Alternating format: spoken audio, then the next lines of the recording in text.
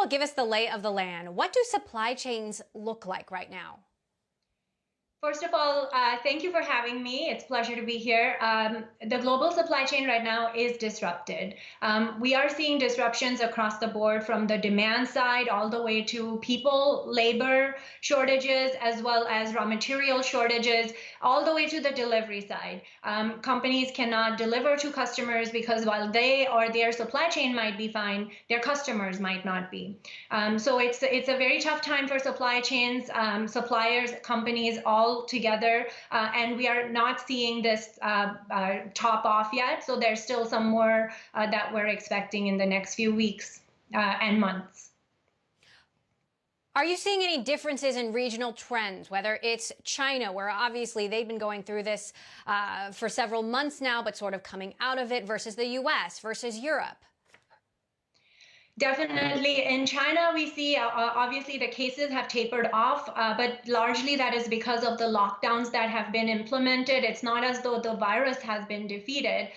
So it will be interesting over the next few weeks as China starts to resume operations, bring workers back into public places to see how will we see a second wave of transmission there. Because if we do see that, then we will expect to see continued disruptions over the next few months across the world and certainly in China. And China is a huge hub for the high-tech industry and many others, but certainly the high-tech industry is heavily reliant on China and parts of Asia. But in Europe, for example, what we are very concerned about right now is life science pharma and the impact there. Not only are they consumers of the life science pharma and the drugs and products that come from there for the surge in demand they are seeing from the patients that are admitted right now, but they're also huge exporters of key drugs that the United States needs. And so we're very concerned about the supply of essential drugs coming into the US for the surge that we're expecting here.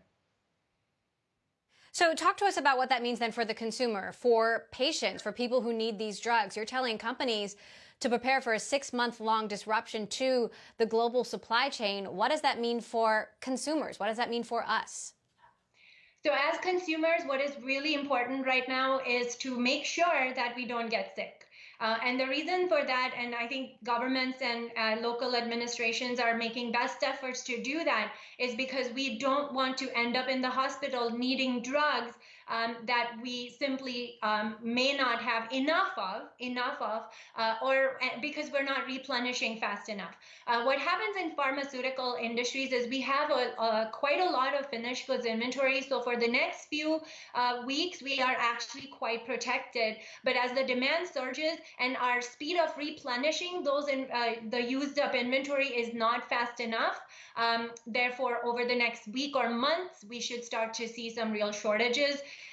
Maybe some patients who need elective or preventable care might be denied medicines, and then only those who have essential life-saving or critical treatment needs might be accepted.